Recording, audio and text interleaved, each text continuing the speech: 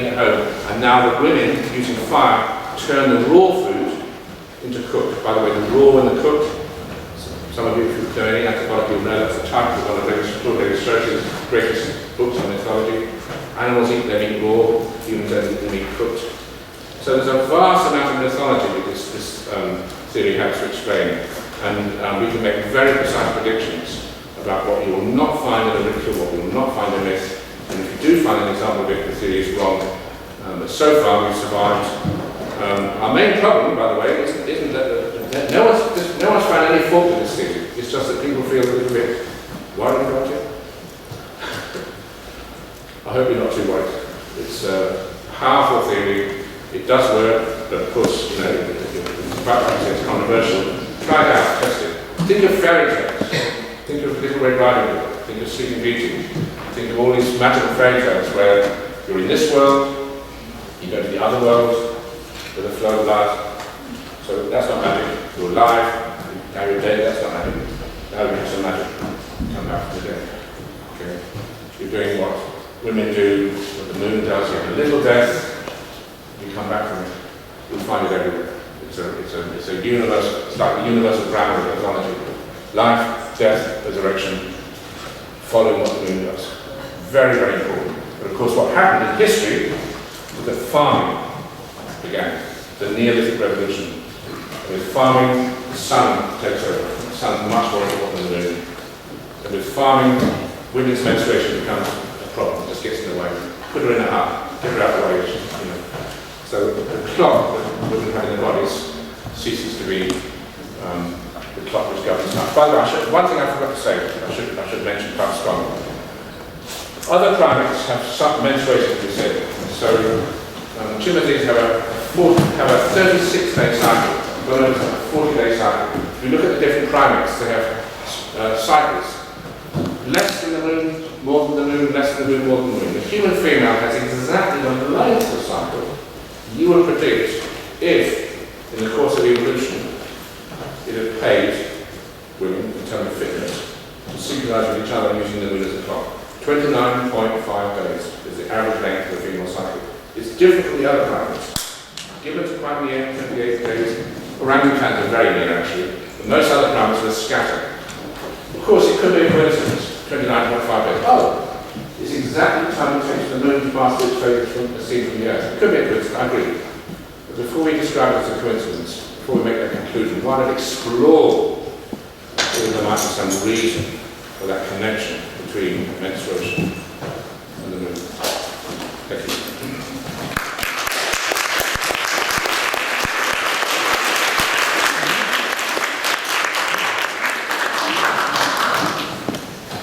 Thank you very much for this interesting lecture again, third one already, and the floor is open to questions.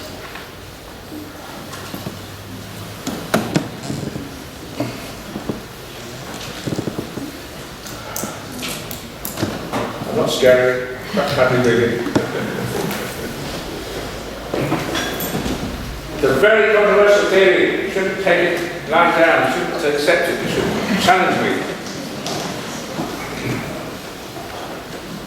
Okay, so let me start perhaps with a small question, so to say. You said at the very beginning that women had the right to leave.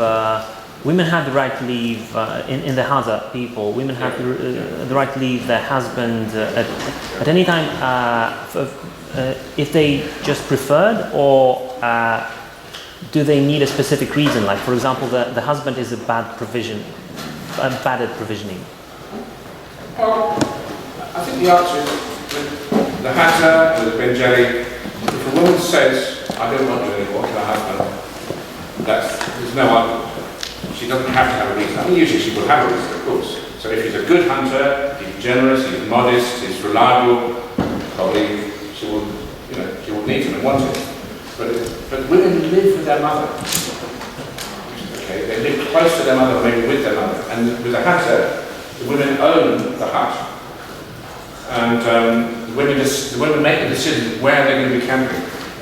And I remember just talking to one of my Hadza friends, a young man, and she just said to me, if my wife decides she's fed up with me, That's it. I mean, I can still come and see my kids maybe, but the idea of she says no more sex. You're not, they're not even, as I say, you don't find weddings with 100 gallons. There's no big ceremony around marriage. There's a ceremony around initiation, around the blood, but not around sex, not around marriage. So what happens is that a young man just starts to see the girl, you be nice to her, you can meet, bring a present for her mum and her relatives. But if he's lazy or selfish or aggressive or violent, end of story. She lives with her mum. That's it.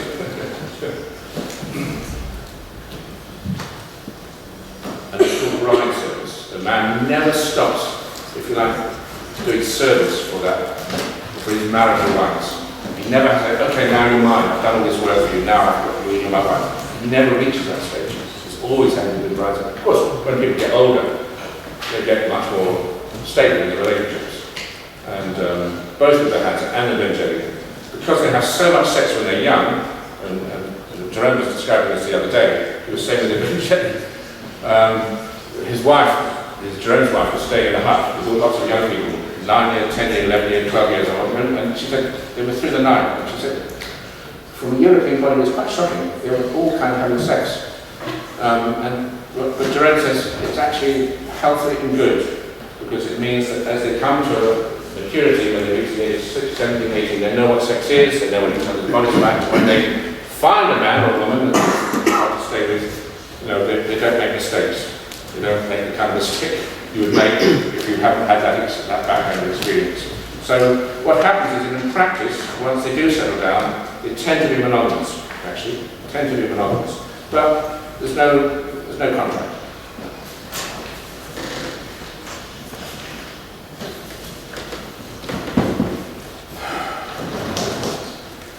Have any of you here any experience of menstrual synchrony?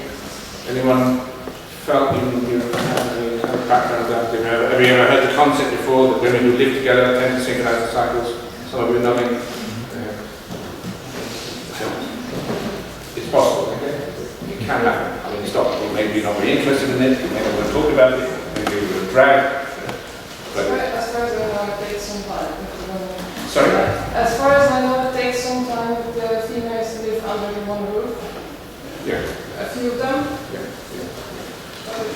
The statistics are problematic. No one's quite proved. I think the statistics show it's possible, but it's kind of difficult.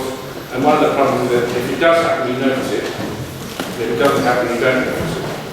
So the crucial thing is that the length of the cycle is the correct for using the moon as well. So, does everyone need to go now? Or any more time for questions? Yes, can I have a question more related to yesterday's lecture about Chomsky and the human revolution? Was everyone there yesterday or something? Okay, so could you briefly explain your approach to the problem of reflective self-consciousness or identity? And the question is whether it has accompanied humankind from the very beginning, or whether it occurred together with the emergence of language. Thank you. A very good question. About reflexivity, about the fact that we can see ourselves as others see us. One of my great heroes is Michael Tomasello of the Institute of Anthropology, Evolutionary Anthropology of Leipzig. And he describes what he calls the 1-year revolution, maybe 9-month revolution. So a human child, when it's 6 months old, 7 months old, it doesn't know that its own self is one of those people, like its mother and its brothers and sisters. And when it gets to 9 months old, or perhaps a year old, kind of revolution. Oh, I'm one of those. I'm one of these people, equivalent to other people. And then it begins to see itself from the standpoint of others, which is the mark of human consciousness. It's not just awareness, it's self-awareness. So, the argument is, and this is my argument, but it's, I think, Michael Tomasello's argument, and certainly Andrew Whiteman's argument, and there are many other evolution psychological arguments, if you are in a hierarchical structure, like chimpanzees, with a vertical dominance hierarchy, so that you're here, you're the dominant individual is here above you, another individual might be here below you, okay? It's very difficult to imagine how you can have this equivalence between self and other. How do you put yourself in the other's shoes if in real life you don't do role reversal? Okay? So we're saying that in a hierarchical social structure, political structure, maybe a despotic structure, it's going to be very difficult to have self-awareness, simply because it's difficult to put yourself in the shoes of somebody who's dominant over you, because you never have a chance to be dominant, role reversing yourself. So Tomasello's argument, my argument, and I think it's a very good argument, is that when we have this revolution, this human revolution, and establish an egalitarian social order, because when others are your equals, you can turn take, and you can put yourself in the shoes of your equals a lot more easily than in the shoes of somebody who's above you or below you. So it's basically saying that the political logic of monkeys and apes obstructs role reversal and obstructs egocentric perspective reversal. The second part of the question was about language, and I agree with Michael Tomasello and many others. I don't think language is the main thing. I think the main thing is this ability to shift perspective, to see yourself as others see you, to hear your own signal as if you were somebody else. And then, of course, language builds on that. And so, of course, having language has an astonishing effect in enabling us to do that. Because every time we speak, of course, we hear ourselves. But we hear ourselves as if we were somebody else.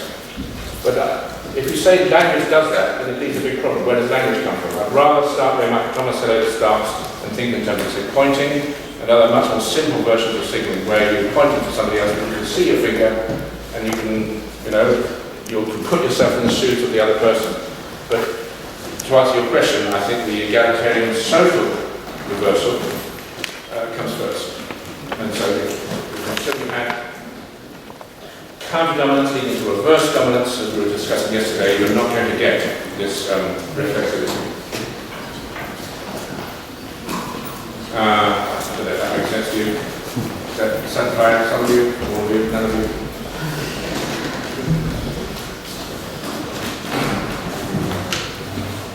Okay, and you mentioned today the concept of social brain, and we have a question actually related to more or less to Chomsky's idea. So whether is there a place in Chomsky's theory for self-identity and collective identity, analogically to the distinction between external and internal language? Well, Noam Chomsky does make a distinction between internal and external, but he says external is not a coherent concept. He says external language can't be scientific about it. So he's just not interested. He says, of course, if you want to, you can talk about e-language or external language, but you're not being scientific. So for Chomsky, there's no social brain, there's no reflexivity, there's no self-identity. All that stuff doesn't exist for Chomsky. For me, that's a massive problem. And it means that he's got no explanation for the origin of language, except the miracle, except the cosmic ray shower, which really is a very, for scientists, it's not a very satisfactory explanation. But at least it's not political. Okay, so my stuff tends to be, people think it's political. I always say, well, yes, but everybody thought Galileo was political. So I don't really care about that. I'm trying to keep to science. And some people think the most important thing is not to be political. But if you think that, you're going to end up where Chomsky is, to be completely devoid of social content, never mind political content. And I don't see why you should do that. Did I answer the question? Thank you very much. Yes. I have a weak voice today, but I try. And because you said sometimes feminists accuse Darwin that he is saying that the whole evolution in cultural sense is on behalf of men, not women. So, and you also said that Darwin is your hero. So, with this respect, he shouldn't be. How is it? Well, you'd be maybe surprised if you know how, in fact, nearly all the major developments in recent studies of non-human primates and human evolution have been feminist. Yeah, You know, Sarah Honey, yeah, feminist. absolutely, she's gorgeous. Yes, you know, Kristen Hawkes, a strong feminist. Barbara Smuts, a strong feminist. I mean, I don't know, Shelley Stratton, a strong feminist. So, since we've had selfish gene theory, which distinguishes female strategies from male strategies, and says we have to look at female strategies, females are autonomous agents. They need to get their genes into the future. They do what they need to do. They don't have to do what males want to do. I think there's been a big opening for feminists. I think it's important not to be political. I think we should put science first. But if people say, Chris, you're doing feminism, I just think, well, maybe you have a problem with something. I don't know. But you'll find actually that I agree. I think Darwin was not very well aware of those issues.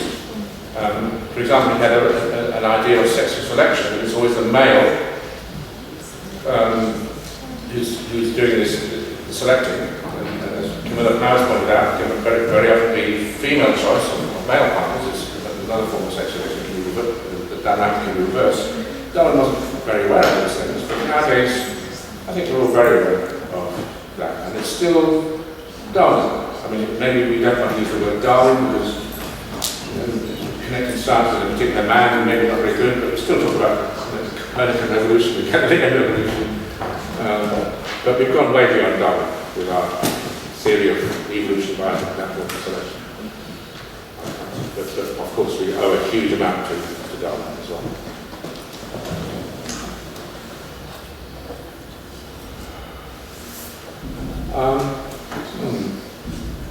I just maybe just want to ask, I mean, I often get kind of mixed reactions, but in London, at least where the circuit I'm moving, women seem to be quite pleased to know that there are some cultures where to be biologically female is empowering. And maybe it's especially good to know that for maybe most of our evolutionary history, having a female cycle, having female biology, having the capacity to give birth, instead of being a handicap, could actually be the source of connectedness and political power. Of course, in the West today, we sometimes put it the other way around. We sort of say, well, maybe she can be an airline pilot, maybe she can be a banker, maybe she can, despite being female.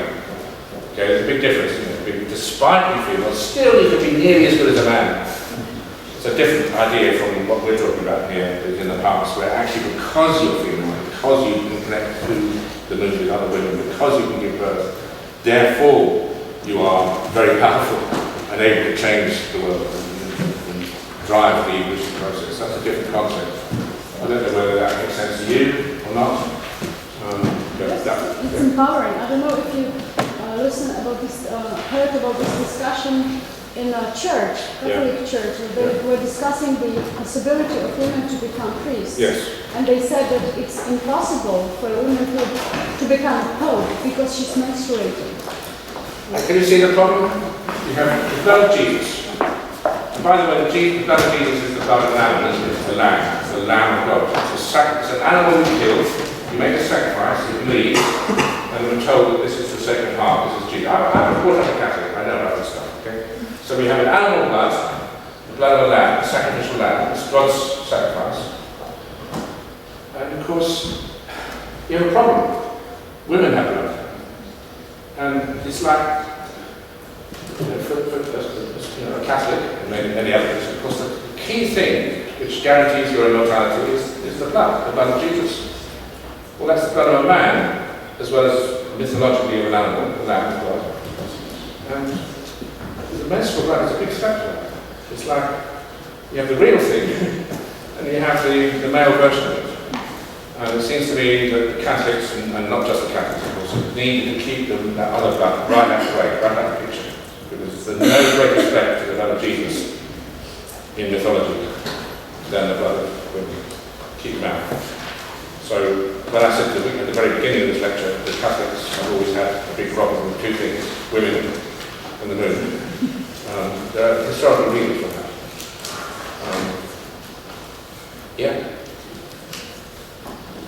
But you can still be religious. I don't see why people can't still. I mean, I think I'm not against the idea that some things are sacred. I don't like the modern free market capitalist idea. Nothing's sacred. Everything's a price. You can buy anything you want if you've got enough money.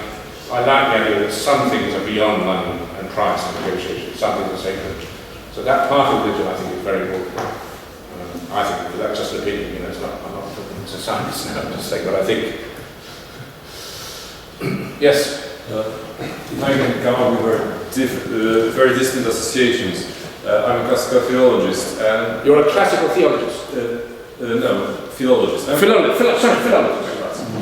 Alright. So what was really interesting for me was this part about cosmetics and the other part about the link between between fertility and hunting in hunter-gatherers societies, because in Greek, in ancient Greece, a farming culture, right? Agricultural societies. You've got the link between fertility and all the images of soil and women's womb is treated as a soil, and semen is like... And the man becomes the seed. So the active part is the part of the male, and female is just she's varying this. It's a flower pot. And the part about cosmetics, because you've got this reversal of cultures, and the farmers, the Greeks, what they do is they treat cosmetics as something bad, as something barbarian, as something very archaic. You've got this in Xenophon Oeconomicus. Right. So with Isomachos, he's seeing his wife, and he sees that she has a makeup. So what he does is he says it's not proper. It's not what we do. We don't put cosmetics on. We don't put makeup on. And Christianity takes this motive, and they even say that when you have sex with your wife who has a makeup, it's like it's almost like having a sexual intercourse with someone else. She's not the same person, right? But this link between cosmetics and fertility and the images of what you do in everyday life, like farming or hunting, and they still exist. Very, very, very interesting. I didn't know some of that. Very interesting. Yeah. Of course, cosmetics is faking, isn't it? It's faking it. But maybe your Greek people didn't like it, but I think most people, we don't care. It still turns us on. It's still great, So, but of course, part of my argument, as those of you who were here yesterday will know, is that the key thing about human symbolic culture in general is the ability to fake it. That's what humans, all of human language is, by chimpanzee standards, it's faking. So there's this wonderful statement by, I forget who it was, some classic actor in America, different people attribute this to different people, but they just say, honestly, I'm talking about actors now in films and television, honestly, that's the real thing. That's what people want, is honesty. If you can fake that, you're made. Humans are brilliant at faking everything, actually. Sometimes we like the fakes, as with cosmetics, I think mostly, and with language and culture and religion, we like it, but sometimes, of course, it's a lie, and we feel deceived and tricked, and we don't like it. But faking it is what makes humans special. But a fake, an empowering fake, we don't even think of it as a fake. We think of it as maybe religion or ritual or something. Maybe it's some drama we're watching on TV or something, but it's not real, but we love it. And language is for navigating within that realm of the virtual. When we're speaking to each other, we're moving through another world, not this world. Words don't do anything physical, anything chemical. Words don't do anything to reality. But with words, we move around in virtual reality. Virtual reality wasn't invented with the internet. Humans have always inhabited virtual reality. That's our environment. It matters more to us than reality in many ways. We're prepared to die for a flag or for an item of virtual reality. We don't die for tables and chairs. At least we don't. Maybe we do, but we don't think we do. What matters to us is this imaginary world, which is sacred to us. And it's the very difficult problem to work out how an animal species, a kind of ape, moved into virtual reality. And the cosmetics theory is an attempt at an explanation where we have some evidence, because we have the ochre, the archaeological evidence for that.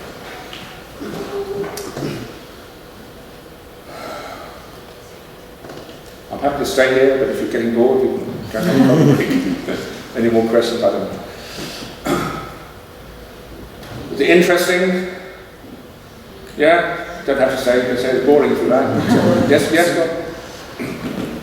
So I feel audacious now that you said that we can ask you questions. Weren't you, and you were talking about very intimate stuff here, can I ask you an intimate question? If it's not too intimate. Weren't you afraid to come to Poland and say things against Poland? You think I've got it? You said that, I think against the Pope. No, I just think he's making us one scientific mistake. If he thinks that sex is only for getting pregnant with, if he thinks that sex, you shouldn't. The Catholics have always said that if you're having sex just for pleasure, there's something a little bit possibly sinful about this. You should have. That's why you shouldn't have contraception, because it means you're just having sex for pleasure, not for making babies. I'm simply saying, scientifically, I think the Pope has made another mistake. I mean, he made a big mistake with the Earth and the Sun and the Moon and all that stuff. The Pope often he made a big mistake. They made a big mistake about Darwin. They thought that was wrong, and I think they're making a big mistake about sex. But maybe they're learning. Maybe the Catholics even will eventually accept contraception. Who knows? With any luck. But you may think I'm a bit cheeky to come to Poland and criticise the Pope. Yeah, okay. You're scientists here, aren't you? You're social scientists. It's university, you can and it's a university. Hopefully there's a little bit of theological freedom in a university. Hopefully so. Sorry? Hopefully so. Hopefully so, yes. Yeah. There's always limits, of course. We will see how much. There's always limits to this freedom, I've found. Okay, so if there are no further questions, then thank our speaker. Thank you.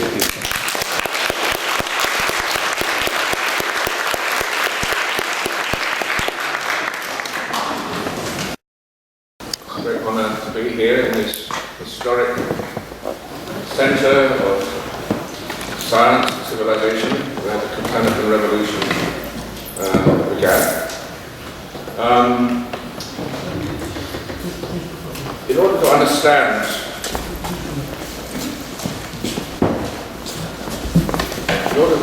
ourselves around this planet, the only living planet as far as we know in the universe,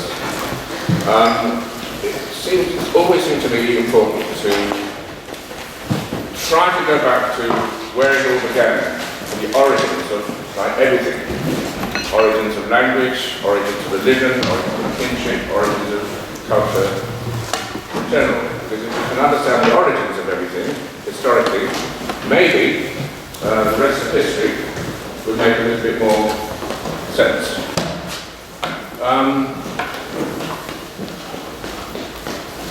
So in some ways, from my point of view, and I'm looking at our discipline as a whole, there are two methods which have been attempted to solve the problem of human origins. And I call them the magic ingredient X method. And that is like, let's try to find the one factor which explains everything. And so we have the idea maybe of the tool-making ape, or the thinking ape, or the speaking ape, or the naked ape. And I don't feel that those approaches are satisfactory. There's another way of doing things, and I call it maybe the jigsaw puzzle. We have a number of different pieces, and we have to put them all together. And you know when it doesn't fit. Either the shape's wrong, or the picture's wrong, but you just know that piece, it doesn't work. But when you fit the pieces together, my God, it's a beautiful picture. Everything seems to fit together. And the usual pieces which people try to fit together are the ones I mentioned. The fact that we are in a strangely linguistic species. We have all kinds of special features, apparently, which mark us out from the rest of the animal kingdom. I'm going to mention two pieces of the jigsaw puzzle which are kind of unmentionable. Menstruation. It's difficult for us to talk about it. And the moon. If you mention the moon, people give you funny looks. They wonder quite what it is that you're obsessed by.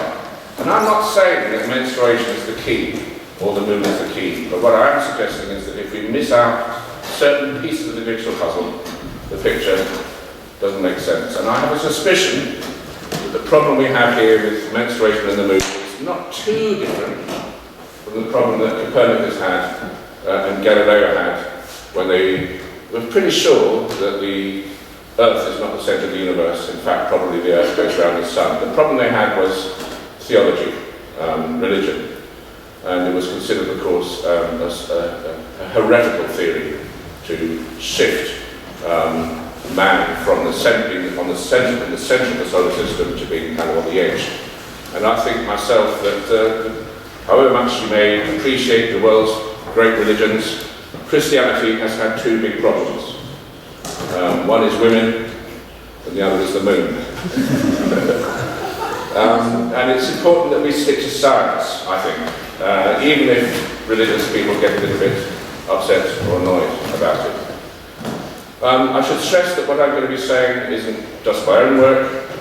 It's very largely the work of colleagues, Camilla Power in particular, Ian Watts, an archaeologist, is another important contributor to this body of theory, and Jerome Lewis, that I mentioned yesterday, those of you who are here, the hunter-gatherer ethnographer. So we've been working together on these ideas for quite a while, so I don't at all want to claim that these are my ideas, although I have of course played a role, and we're trying to put together things which mostly people have not thought to assemble into one piece. So, very important is to understand that for well over 90% of our time as humans on this planet, we have been living as hunters and gatherers. So we were not farmers to begin with, we certainly weren't city dwellers, we were hunting and gathering, and there are certain features of the hunter-gatherer lifestyle which are universals. And so if we don't understand that point of departure, if we come to human origins, we come to all these things with our own cultural assumptions about what it means to be human in a city, or what it means to be human if we're gardening or farming, then we're already getting quite seriously distorted. So it's very important, in my view, to know a little bit about the hunter-gatherer lifestyle. This works. Okay? So, right. First of all, the gendered division of labour. So with hunters and gatherers, you have a strong gendered structure of society. The men hunt. Women sometimes hunt, but if they do hunt, they never shed blood. The shedding of the blood of animals is men's job. So killing with spears, killing with bows is for men, and not women. It's not that women are excluded, it's that women emphatically don't want to be involved in that. And this is a universal, by the way. Another important feature linked to that are menstrual taboos. The people I know best are the Hadza in Tanzania, possibly the last remaining hunter-gatherers in the world who still live on the savannah, hunting with bows and arrows, hunting large game animals. And I'll just tell you, for them, the menstruation is an enormously potent fact. Everyone has to know about it. And in fact, they have a ritual called ekame. And this ritual can only be performed when the moon is dark. So when the moon's gone down, or when the time of month when there's no moon, then you can perform ekame. And this ekame lasts maybe 3 nights. The women sing all through the night, and then do a special kind of dance. And the men will say to you that during ekame, during the dark moon, all the women are menstruating synchronously. They're all synchronizing their menstrual periods. That's what the men believe. And I was in Tanzania with Hadza in 2004. And what was remarkable was that while this was happening, none of the boys or men who normally carry bows and arrows everywhere, a little boy, 9, 10, you know, men always carrying their arrows and their posts with them. It's like part of their body almost. But if they think the women are menstruating, they can't go anywhere near. They have to leave their arrows behind, because the idea is that the power of the blood will destroy the power of the poison in the arrows. So a man who's lost his potency for hunting is almost like not a man. It's a terrible disaster. So can you see what's happening? The women are using that blood, that potency. It's almost like disarmament. They're taking away the power of violence from the men for that period. It's a belief. Okay. Now, how true it is in biological terms is, of course, another question. But menstrual taboos are absolutely central. And of course, we have menstrual taboos in the sense that we find it quite difficult to talk about these subjects. Our taboos are rather different. They're very much more private. With hunter-gatherers, every woman knows how powerful she is during that period. Whereas, of course, in the West, you have to pretend it's just like any other day. Even if inside you don't feel it's exactly like any other day. Egalitarianism, very important. Wherever you have what we call immediate return hunter-gatherers, which means you know there's no storage, there's no method of storing the fish or the meat, then you'll have egalitarianism. No leaders. Any man, for example, who attempts to be a bit of a big man, a bit of a leader, to boast a bit and to throw his weight around, the women just start to laugh at him, and they start mimicking his antics. And they'll carry on laughing until he realises that he's being a bit of an idiot, and maybe with any luck he'll begin to laugh at himself. So laughter is used as a levelling mechanism, but it's really important. You don't have head men, you don't have a big man. You do have big men and head men, of course, with gardeners, you know, who need a fence around their territory to preserve their crops, and of course with farmers you get a hierarchical system. But with immediate return hunter-gatherers, which means pretty much all hunter-gatherers in Africa where we evolved, the political system is assertively egalitarian. Everybody's really intolerant of anybody who thinks they're superior to somebody else. Gender solidarity. You don't see, during the day, you don't see the women and the men together. You see the women over here with their songs, their rituals, their dances, their humour, and the men over here. And they're two different camps, and the women are constantly teasing the men, and the men are kind of teasing the women back maybe, but there's a very strong solidarity within each gender group. And it's very strong meat distribution rules. When men come back with an animal, it's not like they can choose what to do with the meat. And there are very strict rules about what happens to the meat next. And essentially what happens is that the meat that men hunt, when they come back to the camp, the women take that meat. So the men hunt it, but the women are kind of managing the hunting, motivating the men to go, and as soon as the men come back, okay, that's our meat. And the women, among each other, they decide how it gets distributed. I mean, there are some exceptions to that, but that's the basic rule. And men, the basic economic institution is called bride service. So a man's never really married. You don't get weddings with hunter-gatherers. There's no wedding, no marriage contract. But what happens is that a man who is a good hunter, he will be picked out, and a young woman's mother will say, okay, he's okay, and he'll start to see his bride, but he must constantly work as a hunter to prove that he's generous and he's a good hunter. And as soon as a woman feels, okay, I'm fed up with you, you're too lazy, you're no good, she has the immediate right to say, right, that's the end of the relationship, go back to your mum. There's never any contract. A man can't say, right, these are my children, I have a right to be with you. I've married you, you've got to give me sex. No, none of that happens with hunter-gatherers. The women always make that choice for themselves. There's much more freedom on a sexual level than we have under Islam, Judaism, Christianity, traditionally, where of course, once you've said, yes, I do, I am your wife, from then on, that means sex. Yes, you have to say yes because he's your husband. I mean, I know that's changed a little now, but that, of course, is a traditional position. And then rituals tied to lunar phase. With all humans, until we had these clocks, I call them time is money clocks. You know, if you're having a good time, having sex, singing, whatever, enjoying yourself, maybe you're wasting time. Maybe you could be earning more money. These are a rather recent form of time measurement. For humanity, for most of history, we've had two clocks, haven't we? The sun and the moon. And if you're farming, the sun is much more important than the moon. If you're hunting and gathering, the moon is very important, and I'll explain why. But the ceremonies, the rituals, are linked to lunar phase, very important. And hunting is tied to lunar phase. Now, one of the reasons for that is simply that in order to go hunting, you need to be able to travel. And it's important that you have plenty of time for travelling. You may need to go travelling, looking for the game animals for 1 day, 2 days, 3 days, and travel overnight. Well, you know, in Torun you have street lights, and London has street lights. But of course, if there's no moon in the Yeda Valley where the Hadza live, or in the Congo forest, rainforest, with no moon, that means you can't see. And there's a problem there, because the lions can see. The lions have got very excellent night vision, and our night vision is unusually bad. So you don't want to be travelling around when there's no moonlight, because you're going to be not eating some meat, you're going to be the meal for somebody else, for a predator.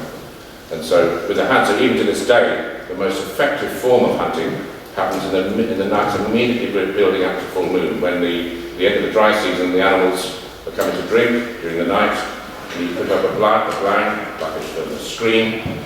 You camp there for a while, and because the moon's getting to be full, you can see, and the lions won't be around because they know they can be seen. They like the dark, you like the light, and you can get close to the animals and spear them. And there's an important material. It's not mystical, it's not magical. It's a materialistic reason why hunting is linked to the phases of the moon. Around dark moon, when with the Hadza, the men say the women are menstruating, you mustn't hunt. And you'll find right across hunter-gatherer societies that for man's partner, if the women are menstruating, that's a taboo. You cannot be shedding animal blood while your bride is shedding menstrual blood. You have to be, the two types of blood have to be separated. And of course, menstruation linked with the moon conceptually. So, I mean, I think that with us as well, that's a universal, that the idea that menstruation is linked with the moon. Now, whether that's a reality in biology is, of course, another question, but we need an explanation for, even if it's a myth, that menstruation is a lunar phenomenon, we still need an explanation for the myth. And we'll get back to that later. Right, now,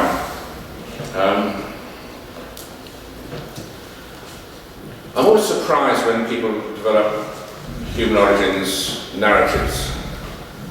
That we have man the hunter, man the toolmaker, man the thinker, man the speaker. We have a kind of, either a man does everything, or we have a kind of unisex model within which the female of the species is collapsed into the male. In reality, it's simply not controversial to say that with primates, the female strategies are determined. Females drive the evolutionary process. And actually, that's not just true for primates, that's true for mammals in general.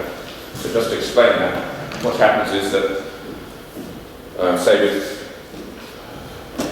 non-human primates, it's true that the individuals adapt to the ecological conditions. So supposing the food's clumped, it can be clumped or it can be dispersed. And whether the food's sources are clumped, like in a fruiting tree, or dispersed, like if you can eat grass, like a baboon, the food's all over the place. What happens is that the females map themselves onto the territory according to that. So the females might be clumped together, or they might be scattered and dispersed. And the females put nutrition, feeding especially their offspring, they put that first, over and above sex. So whether the females are clumped together or dispersed will now determine what the males do, because the males are interested more in sex. And the males, I'm not talking about humans, maybe I'm talking about humans, but mostly I'm talking about monkeys and apes now. But the males look like, where are the females? So if the females are clumped, it will be easier for one male to have a kind of harem of females. If the females are dispersed, the males find it much more difficult for one male to monopolize access to a group of females.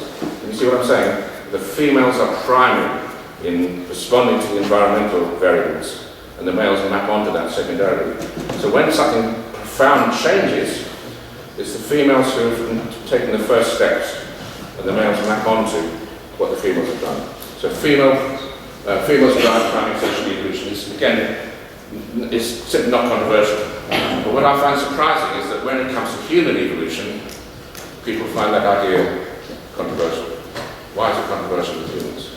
I don't think it is controversial myself. I think it's just clear that if we're looking at the origins of human forms of cooperation, human forms of kinship strategies, we need to look at the females. We can't just say, okay, females are like males. No. Darwinism doesn't say that. There are profound reasons why female strategies and male strategies are likely to be in conflict, or at least not identical. So to ignore the female strategies, the autonomous strategies developed by females to get their genes into the future, to ignore that is, in my view, really a bad mistake, and probably the origins of that are not scientific at all. They're just ideological. People feel safer talking about man the hunter than talking about the female. Because if you talk about females, maybe you're a feminist or something, and I don't understand that. Why can't we just be scientific and realise that with humans we are two sexes, and each sex has the strategy appropriate. Now, this is the basic point. Maybe I'll stop this slide in a moment and simply say, right, this is the overall story, and this part, honestly, it's not controversial at all. You'll find Robin Dunbar, Richard Brown, pretty much anybody who talks about human origins these days will accept what I'm going to say now as part of it. So, hominids were evolving, going back maybe 3 or 4 million years, increasingly moving out of the forest onto the open savanna, where initially our ancestors were quite small. So Australopithecus about this big, walking on 2 legs, with a brain size a little bit bigger than a chimpanzee, maybe 400 cc's. And they're quite vulnerable. They haven't got big teeth, big claws, they can't run very fast, and so they seek safety in numbers, safety from predators in numbers. So when you have a larger group because of safety in numbers, then inside the group, social life is becoming more complex, more challenging. So the argument is that the brain of the evolving human brain is fundamentally a social brain, which is simply to say that if you're an evolving hominid and you're needing to cope with your environment, the nuts and the berries and the tubers maybe present a challenge, but not such a challenge as another individual of your own species. So the primary challenges are going to be social, and the more large the group, the greater the danger of conflict within the group, harassment, bullying, and you need to form a coalition to defend yourself against that kind of those kind of problems. So then there's pressure on the brain, and the females come under pressure to produce babies with social brains which are large enough to be able to cope with those challenges. So can you see what I'm saying? Safety in numbers, larger group sizes, more complex social life, and therefore more pressure on the brain to cope with those cognitive challenges. Therefore, females need to produce a baby who will survive in that complicated social environment, and therefore maybe it needs a larger brain. But the problem is the brains are very costly. Brain tissue is massively more costly than ordinary muscle tissue. And the costs are energetic in terms of feeding the baby, obstetric in terms of giving birth to a large brain baby, thermoregulatory in terms of living in a hot climate where the heat can be a problem. You need a cooling for the brain. But the females bear those costs, unless something special has happened. But with non-human primates, and we assume with early hominids, the cost of producing a large brain baby, when I say cost, I mean the burden of childcare, the burden of looking after the baby, falls on the female. And so the theory is, and this is not particularly controversial, that the females began to cooperate. And the first person, an evolving human female, will now moving maybe forwards to her catalyst, and the brain size is going up to 800 cc's, 900 cc's. The females will need to be with their mother. A woman with a baby will need extra help in childcare, and you stay with your mother. And if you're staying with your mother, you'll probably be staying with your sister as well. This is, by the way, Sarah Hurley's work, Mothers and Others. The idea that the heaviest burden, the heaviest form of work for involving females was actually childcare. And I think everybody knows that. What job could be more time-consuming and heavy than looking after kids? Okay? But so cooperative breeding, cooperative childcare began to get off the ground. So we'll go back to the slide. So this is age in millions of years, going back to 3.5 million years, coming up to now. And can you see what's happening? This is cranial capacity. So we have Australopithecines 2.5 million years ago. These are these small creatures. We have Homo ergaster, the size, and then it kind of levels off a bit. And then from about 500,000 years ago, you can see what's happening. Brain size is almost exponentially increasing. And a modern Darwinian, a self-achieved Darwinian, where we use the currency of fitness, where we think, we don't see, in the past, Darwinians used to think in terms of benefits. Oh, brain is a good thing to have. A large brain is wonderful. But everything which has benefits has got costs. It'd be like me saying, I live in London, it'd be great to have a helicopter, but then I could fly over all the traffic and get to work quicker. Well, yes, but the helicopter, imagine where do I park it, how do I pay for the petrol, it's very expensive. So the reason other animals don't have big brains like ours is because of the costs. It could, why don't zebras have huge brains, why don't giraffes have huge brains? Well, there's huge costs. So when we see that exponential increase in brain size, we have to say, okay, who's paying for it? How is that possible to have brain cells that big with an enormous amount of childcare involved? So the argument is that what was happening was that first, mothers were getting support from their own mother. That's called the grandmother hypothesis, which is a very, very serious hypothesis. Pretty much everybody in Canada these days agrees with it, and it helps to explain the menopause, the fact that women live long after the time of reproduction, because you're looking after your daughter's children. And then what happened is something completely new. Once the females had developed this solidarity amongst mothers and daughters and sisters for the purposes of childcare, then they had some leverage in order to begin to use that solidarity to do for the first time something amazing, to tap into the spare capacities of the leisure sex, to make the males at last do something useful in addition to just providing enough sperm to get pregnant. But just think about that, please. Think of a gorilla. What does he do to help with childcare? Nothing. Have you ever seen a male gorilla bring back food for his wife and his children? Never.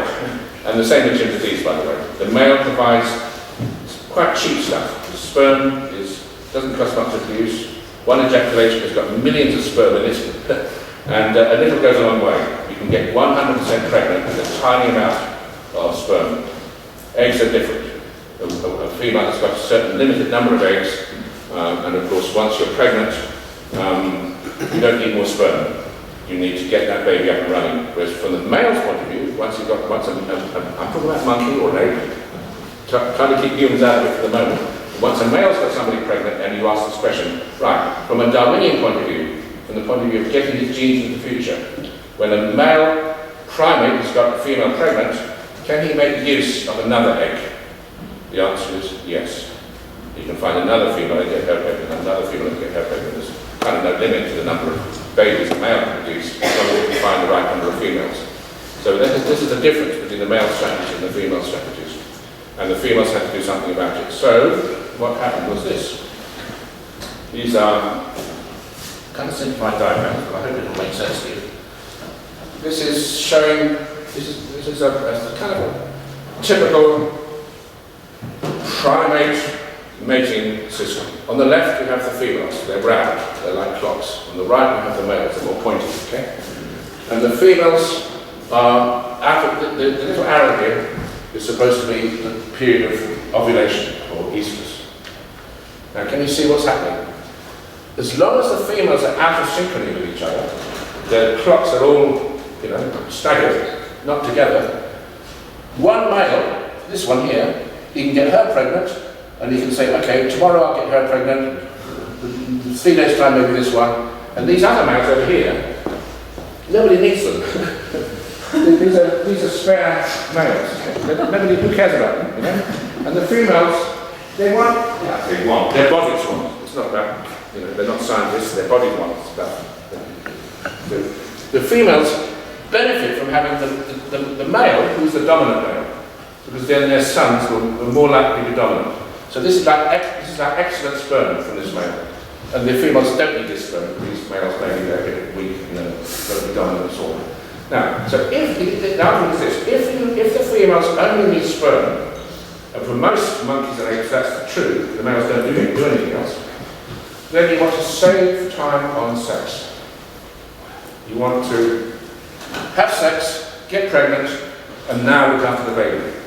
And what's happening here with these clear signals to explain when the right moment for sex is that males are given time-saving information. This male wants to save time on sex, because if he wastes time on sex, he has too much sex, and she's already pregnant, he's wasting an opportunity. Does everyone understand the logic? You may not like the logic. It's not very Christian and all that stuff, but does everyone at least understand the logic? So good, okay. Now, supposing the females all synchronize their cycles, this is what happens. It's impossible for one male to get everybody pregnant. So what happens when the females are in synchrony with each other, they make use of all the males. You might say this is a more egalitarian system in terms of sex. Now, by the way, this is not my theory. This is Paul Turk. There's a reference in your handout, Paul Turk. You can find it here in the list of references. There's a line of it there. Somewhere I think it was page 2. Paul Turk. Okay. Near the bottom here. Effects of ovulatory concealment and synchrony on proto-hominid mating systems of parental growth. Oh, paper. And another one here, concealed ovulation, menstrual synchrony and paternal investment. Okay, these two papers by Paul Turk, they got me thinking a long time ago. And this is the diagram for those. He was at that point a leading pioneer of social biological thinking in connection with human origins.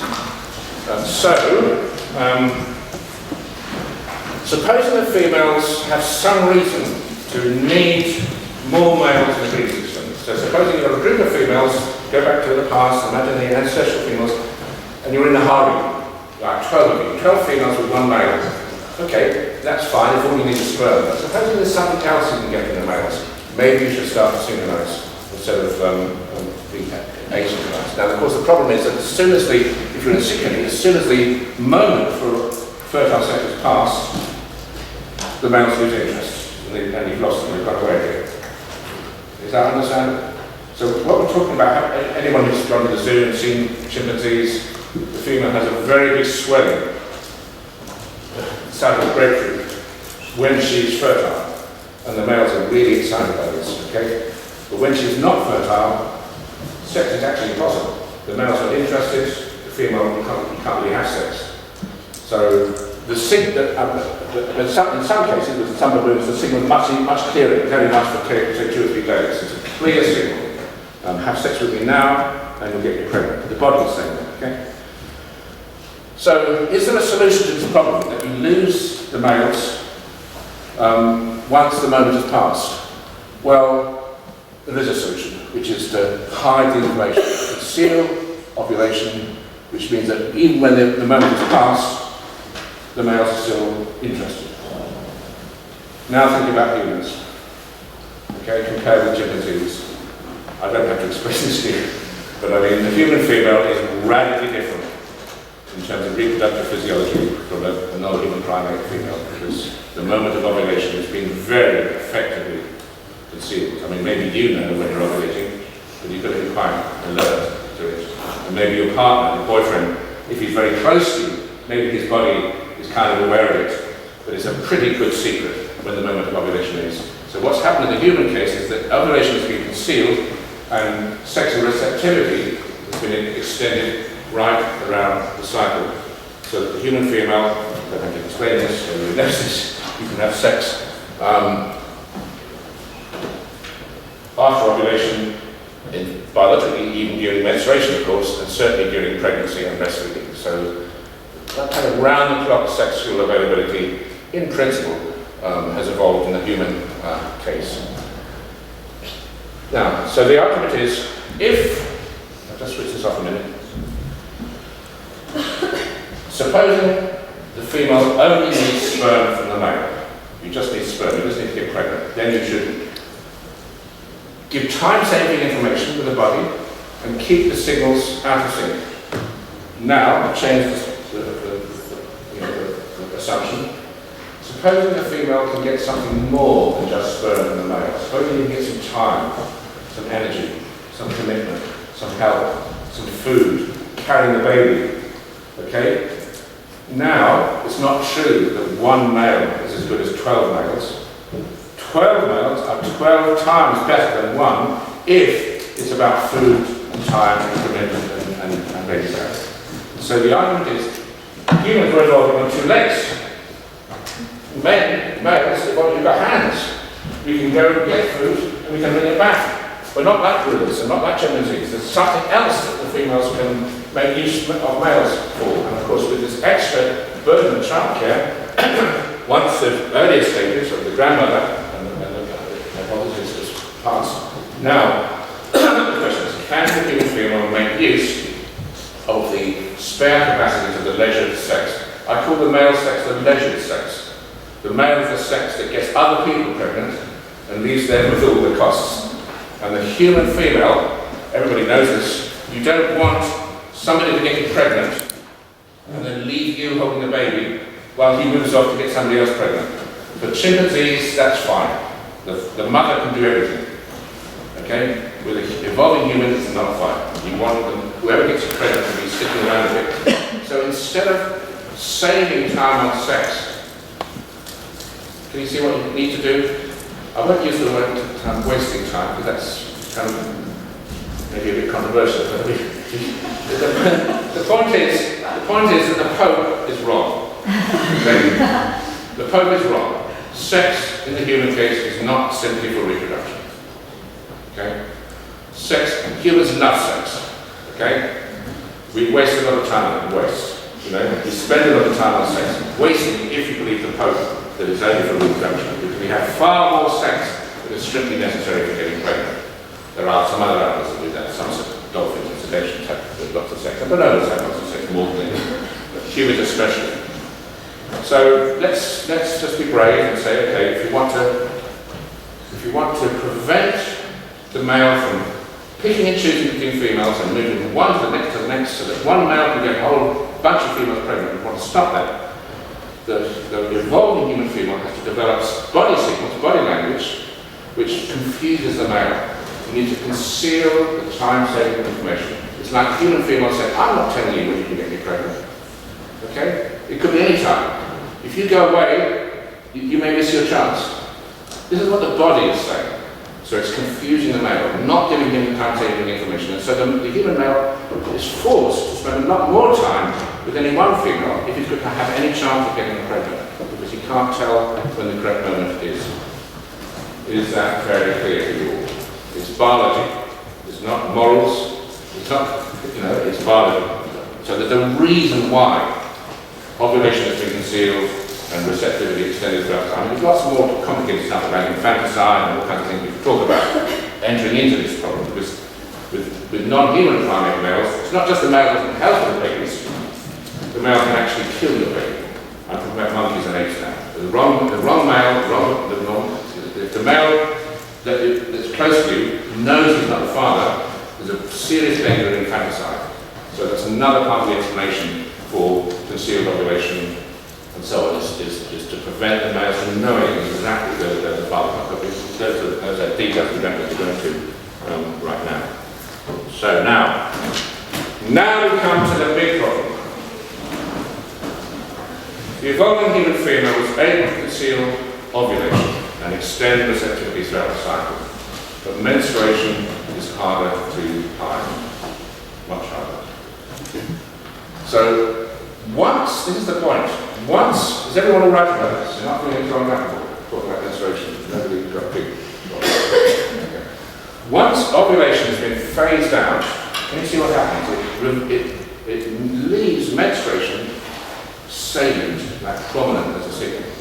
Because if the male has got no other information about when the moment of fertility is, menstruation now gives away a secret, which is that this female, not those, these are pregnant, these are breastfeeding, this female who's starting to cycle, or who is resuming cycling after weaning her baby, you can get her pregnant in a few days, 10 days, 2 weeks.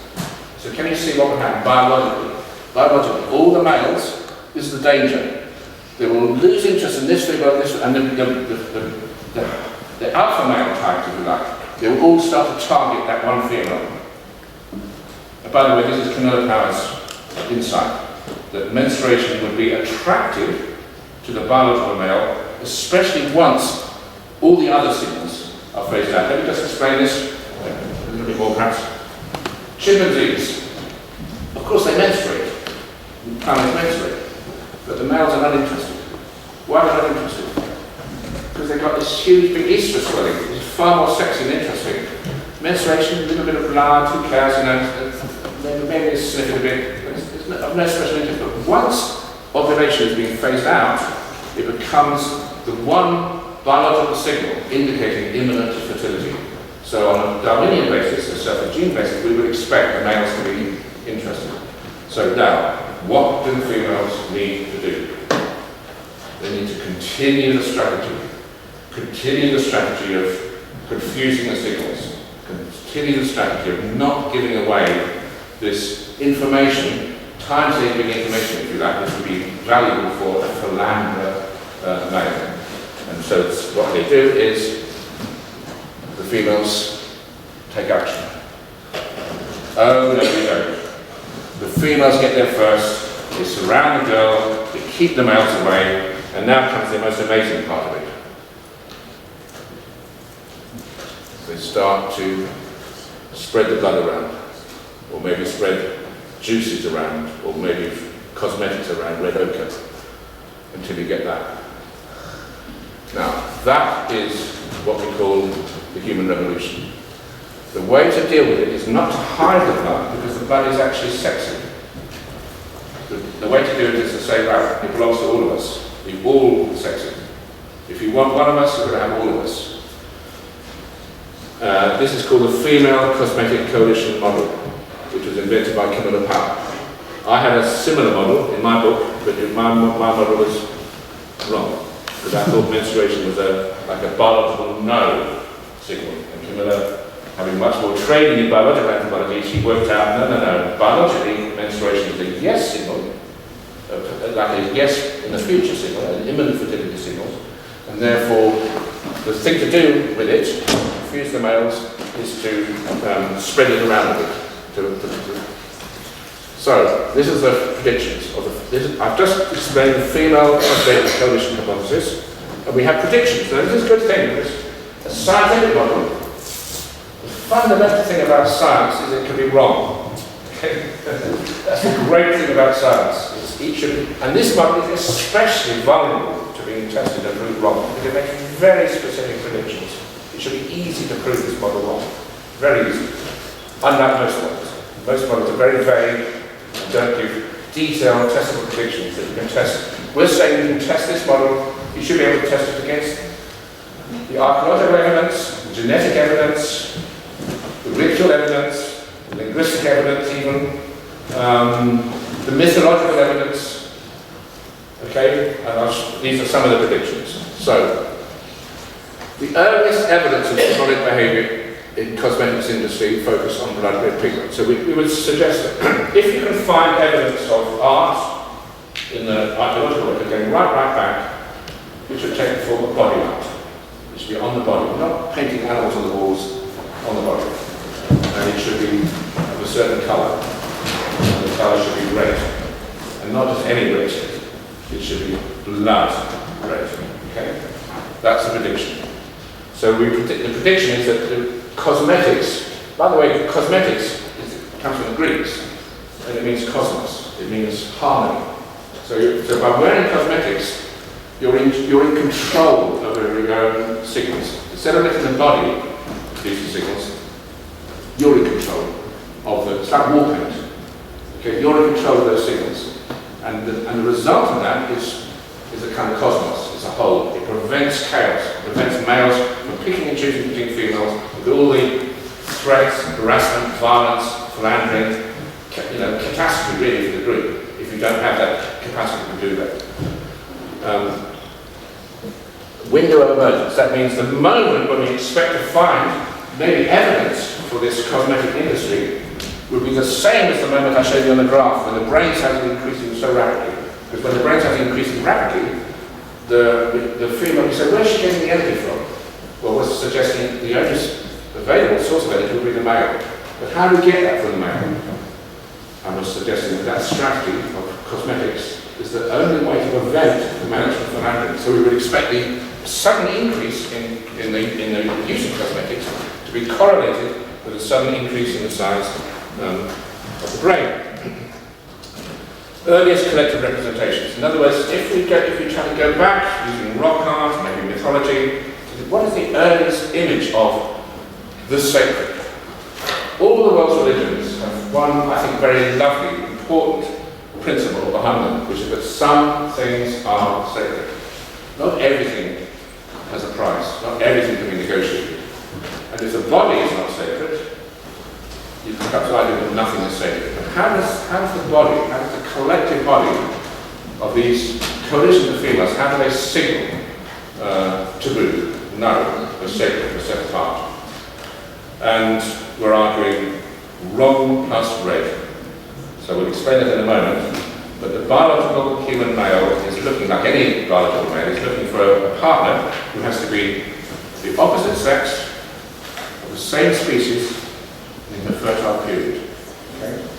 So that's just general. That's a mate recognition system. I mean, even with, say, moths, the male moth is flying around at night maybe, and he senses smell, and it's a female moth. And he gets very excited as long as the pheromones are conveying those 3 points. This moth is of the opposite sex, the same species, and she's in her fertile period. Those 3 things. From that, you can work out a prediction. Supposing the female needed to say, yeah, we're very sexy, but for the moment, no sex. Reverse it. Just reverse it. And that means wrong species, wrong sex, wrong time. So we would expect religion, the earliest representation of the sacred, to be represented in that form. Okay? So we would expect some representation which is gender ambivalent, species ambivalent, and is bleeding. As soon as you think about it, you begin to, maybe bells will begin to ring. You begin to realise that, this is getting kind of interesting.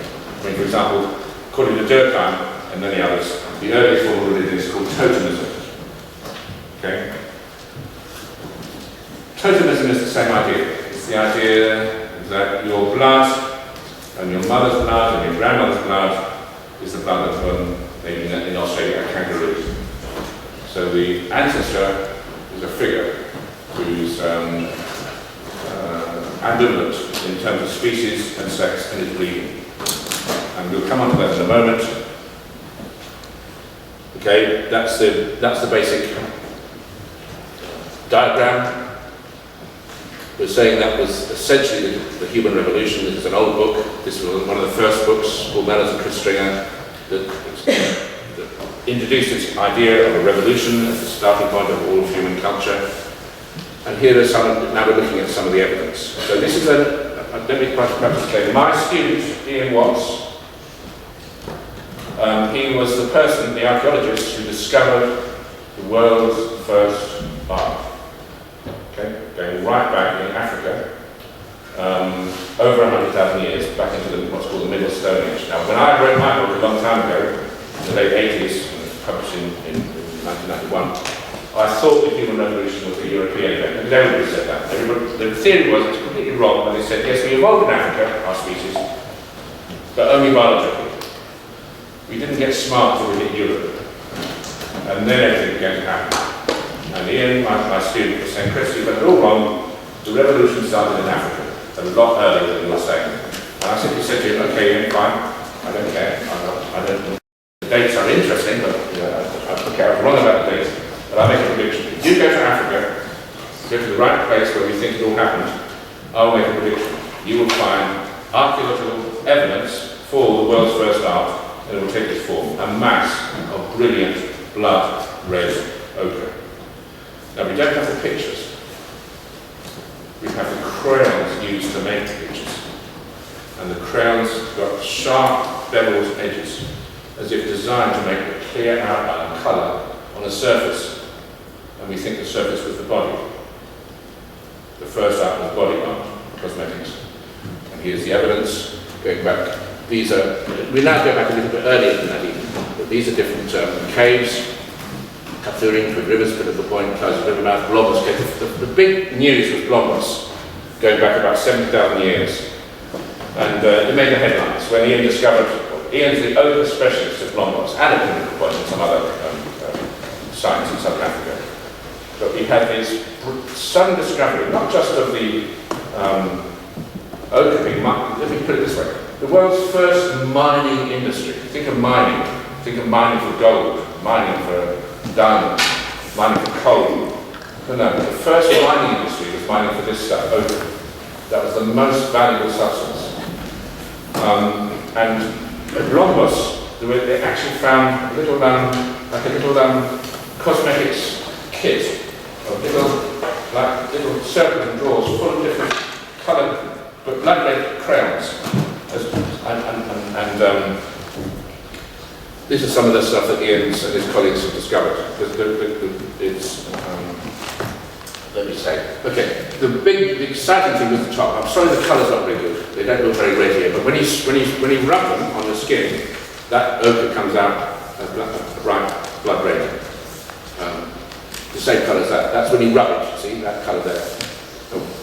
So, see on the top one here, you've got little cross sections. Well, that's the nearest we get to knowing the kind of patterning they might have used on the body, because the patterning is actually on the piece of ochre. But see this piece here, and this piece here, and this piece here, they're like bits of lipstick. They're cosmetics. They're beautifully cut and shaped to make a clear outline of colour.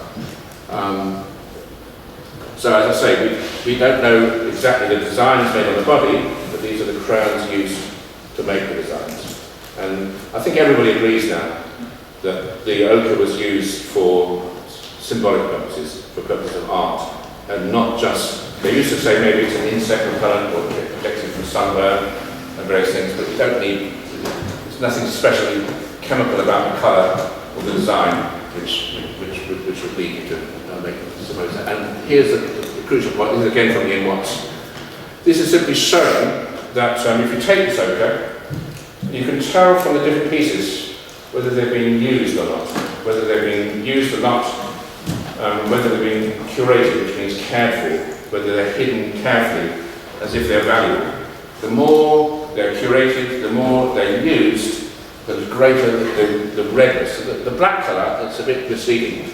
On the top there, that actually doesn't mean black, that means saturated red. It means blood red. So, and what's happening here is that the greater the amount of use of the ochre, the more likely it is to be blood red. So it just showed that, in simple terms, it just showed that that's the colour they love best. A bit like red lipstick today, or red nail oils, you know? The really kind of sexy colour is the brilliant red. You don't have all kinds of other colours, maybe green lipstick or blue lipstick, but red's kind of the, you know. And this is from the Himba in tribe, and Namibia. She's the job of grinding the ochre belongs to, this is just a particular example, but she's grinding the ochre, so you see the colour of it. Here they are. And when they put on the cosmetics, they're doing it collectively. Everyone's helping everyone else to put on them to look good. It's like before you have mirrors, you need somebody else to help you with your cosmetics. We have mirrors now, we don't need somebody else necessarily. Hunter-gatherers and other tribal people, the mirror is somebody else to say, yes, that looks nice, that looks good. And by the way, among the very early items that the archaeologists have discovered, as well as the ochre, have been shells worn as ornaments, and on the shells, many of them, you've got traces of brilliant red ochre. And we can see how the ochre might have got onto the shells in that picture. And what's happening in the next one, this is a ritual, a Himba ritual, which is happening when all the women gather together just before, in the build-up to kind of wedding. And they're all laughing, they're all joking, they're all playing, they're all quite sexy and erotic. But the point being made by this picture is, can you see, the women have got their solidarity, and there's no way a male can say, right, this one's menstruating, this one's not, this one. This is just a way of being sexy, but everybody's got the same cosmetics as presenting a kind of a united front. Now, this picture, by the way, is on the cover of the paperback edition of my book. This is a Seoul girl, from a Bushman tribe, and she's covered in the design on her face, and she's acting out. She's just come out of her first menstruation ritual, and she comes out with the first appearance of the new moon, because she's been in there during the dark moon, when the new moon was first observed in the sky, she's allowed out, and she's turned into, if you like, a gemsbok. The gemsbok is one of their favourite game animals. So the idea here is that in order to be sacred, she has to be turning into an animal, and it is a male animal. And by doing that, she's signalling that she's the opposite of the biological human female that she really is. So you could say this is a false signal. She's really a woman, but she's pretending to be a gemsbok. Okay, she's really a female, but she's pretending to be a male gemsbok. And of course, it's the wrong time for sex. Now that's another way of saying something close to the idea of totemism. By the way, the most famous ritual of hunter-gatherers in South Africa is called the Eland Bull Dance of the Kalahari system. What happens is that the girl, during her first menstruation, by the way, it's not just any ceremony. Among these hunter-gatherers, the major ceremony, the major ritual, which defines their culture, and which they get most excited about, and it's the most joyful occasion, is a girl's first menstruation ritual. And the girl goes into a grass hut, sometimes with many other women, and she turns into it's almost like God. Maybe God's not the right word, but some kind of divinity. And it's a horned girl. She becomes the Eland bull. Wrong sex, wrong species, wrong time. It's just a way of signaling with body language, keep away. I'm not available for sex. I might be sexy, but not now. And so, just simply suggesting that because it's kind of linked to language in the sense that this is a metaphor, it's a falsehood, it's not true. Really, she's human and female, and she may not even be menstruating now, but she's collectively asserting this kind of falsehood, which is all human culture, is kind of falsehood by the standards of monkeys and apes, but it's an empowering falsehood, something which all the women love to display. And by the way, the men are prepared to go along with it. If the men fight this, if a man tried to break into the circle, tried to disregard the taboo, he wouldn't get anywhere. He would make all the other men angry, the women's brothers would be fed up with him. And the thing to do is accept this falsehood. Just go with it. You're much more likely to have babies, have sex, if you just accept this kind of crazy idea. This is a kind of absurdity. A woman is, she's not an animal, she's really, she's female, she's not. But this kind of crazy idea. All religion is kind of crazy in some ways, but it's empowering. It makes people feel safe, it makes people feel some solidarity. So wrong is the idea of it. And this is just, you have Copernicus, I have Charles Darwin, he's one of my heroes. And I think it's a wonderful statement. It's often and confidently been asserted that man's origin can never be known, but ignorance more frequently begets confidence than does knowledge. It is those who know very little, and not those who know much, who so positively assert that this or that problem will never be solved by science. So that's kind of the end of the talk, but I thought I've got a few more pictures, and if you've got time, I can go through just a few more pictures, because I want to just deal a little bit more with the moon, if that's all right. And what's happened recently is that thanks to the American military campaigns in Iraq and elsewhere, they've developed fantastic night vision cameras. So we find that when the Americans invade a country, like for example Iraq, they will prefer to use the darkness, and they will choose for the moment of the invasion, is the fact, dark moon, Because they have night cameras. And the enemy don't have night cameras. So the enemy can't see what's happening, but the Americans can see what's happening because they've got this special advantage. And as a result of that, scientists, climatologists and others have been able to use these night cameras. And what's happening here is that we've got these nocturnal primates hiding from the night. You put a collar on them, you find out what their activity is. And I won't go into all the details,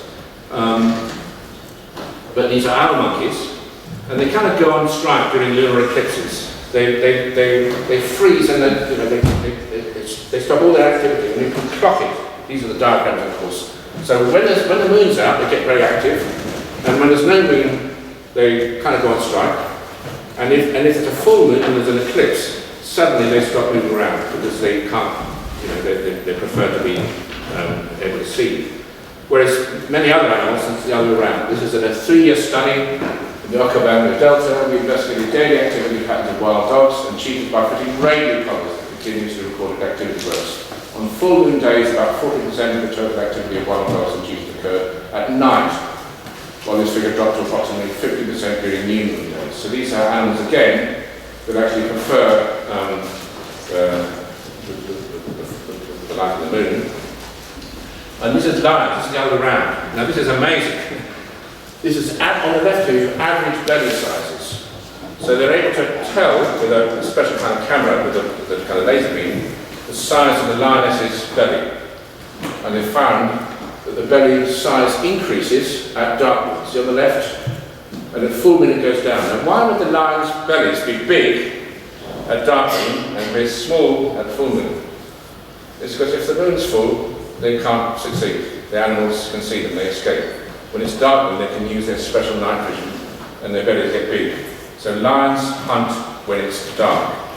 Humans need to hunt when we can see.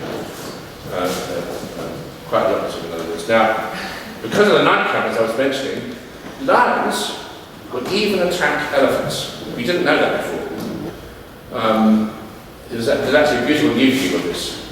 In this particular case, it's really quite difficult to watch it. You think, oh, poor elephant, got all these lions on it, and this very brave elephant eventually manages to escape. But if there's a full moon, the lions wouldn't dream of it, because the elephant can see the lions and will fight them off. But if it's a dark night, the lions will attack and sometimes even kill and eat the elephant. And this is an even more. This is a colleague, Craig Packer, who spent many, many years in Tanzania studying lions. He's an expert on lions. And this is figure 4 from a recent paper of his. The reference is in your handout. Number of people attacked across 5-day intervals of the lunar cycle. And just probably it's best if I explain this. What's happening is that there's a big, big peak in the number of humans killed by lions. So they've got records of the number of people who, over the last, I think, 30, 40 years in Tanzania, in rural areas, maybe goat herds, people getting killed and eaten by a lion. And a really dangerous moment is just after full moon. So what's happened is that the last few nights, the moon's been full, okay, the sun sets, the moon starts to rise, people are safe, they're happy, they're maybe seeing their girlfriends, boyfriends, they're travelling some distances, they're having parties. The full moon is always a time for hunter-gatherers and rural people who are travelling and exploring, because people feel safe in the lions. But of course the lions are hungry, because the lions haven't been able to eat anything for 3 or 4 days. So the day after full moon, the sun sets, and it's 14 minutes before the moon rises. But the people tend to be a little bit careless, because the last few nights they've been visiting their friends, and, dancing and stuff. And so in that brief period, just after the full moon, the sun sets, it's now completely dark for them, and the lions are very, very hungry. There's this huge peak in the number of people getting eaten by lions. So, okay, these things matter. Given that we've evolved, this is the whole point, humans have been evolving for 3-4 million years in that environment. So we were quite small and vulnerable, as I said earlier, seeking safety in numbers. Safety from who? Well, in those days, the saber-toothed tigers, the lions, they were much bigger than today's ones. These were megafauna, hugely dangerous creatures. This is a recent study of lions in Savuti, and this is just a summary of it all.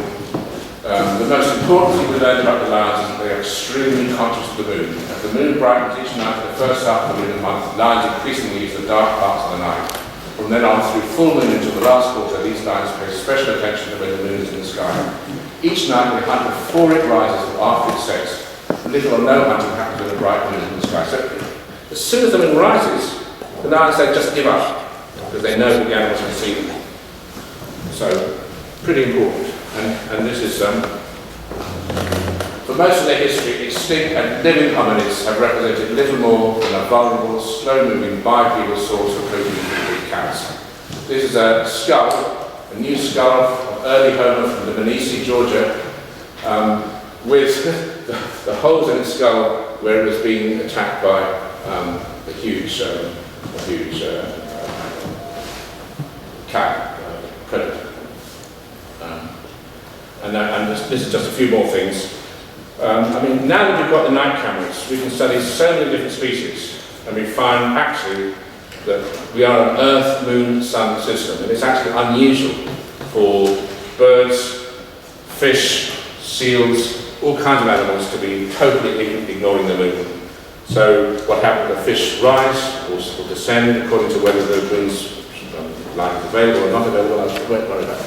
One of the important things is that it looks now as if the most important moments of human origins in terms of the symbolic revolution were exactly where we were discussing earlier, around the southern coast of South Africa.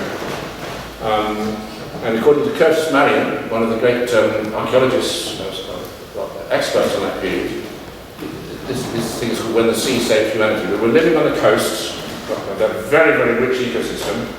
Most of the rest of Africa was uninhabitable, the climate had deteriorated. And Marion points out that the women and children were largely living on coastal resources, including especially brown mussels.